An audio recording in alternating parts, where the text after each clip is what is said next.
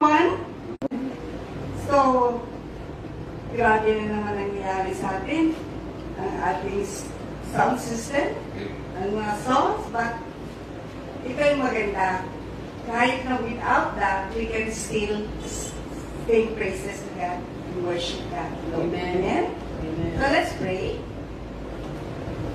Thank you, Father, Lord God, that this topic today, Lord, is a very important topic for all of us, oh Lord God.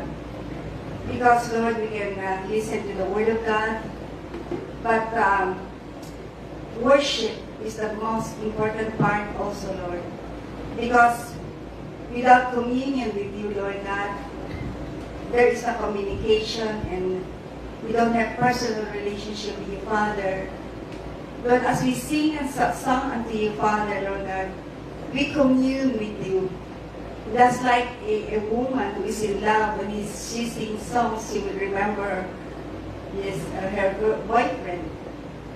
This is what worship is. Worship is giving you the highest praise, Lord God. We just enthrone you, Father, Lord God. We just lift you up, lift you in everything that we do. Just bless each one of us here. And marami nang absent. Ganun namin yan. Every Sunday, merong absent.